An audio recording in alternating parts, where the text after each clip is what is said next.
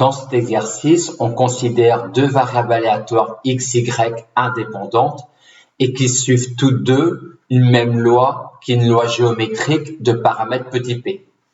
Dans la question 1, on nous demande la probabilité que x est supérieur ou égal à n.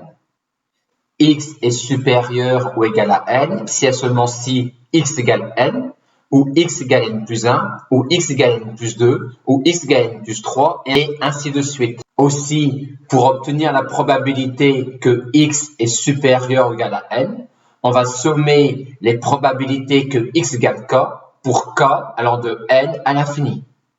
Dans la question 2, on pose z égale le min de xy et on nous demande la probabilité que z soit supérieur ou égal à n.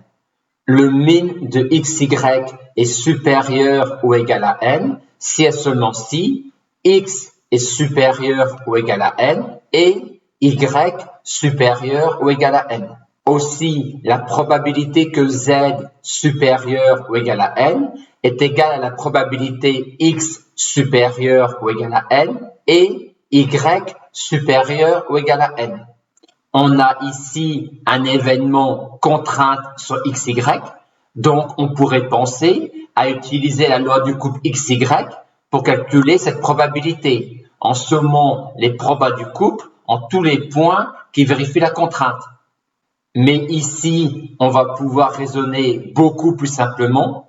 En effet, on est dans le cas particulier où non seulement l'événement contrainte sur xy est de la forme une contrainte uniquement sur x et une contrainte uniquement sur y, et en plus xy indépendante. Aussi, cette probabilité-là est égale à la probabilité que x supérieur ou égal à n multiplié par la probabilité que y soit supérieur ou égal à n. Et la probabilité que y supérieur ou égal à n est la même que la probabilité que x supérieur ou égal à n, puisque x et y suivent toutes deux la même loi. Maintenant que l'on a trouvé la probabilité z supérieur ou égal à n pour n supérieur ou égal à 1, on nous demande d'en déduire la loi de z. Les valeurs prises par z sont 1, 2, 3, 4, 5 et ainsi de suite.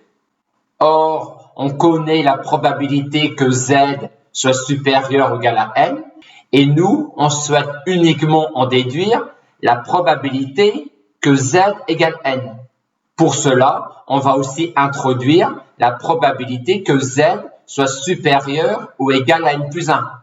Et si à la probabilité que z soit supérieur ou égal à n, on retient la probabilité que z soit supérieur ou égal à n plus 1, on obtient bien la probabilité que z égale n.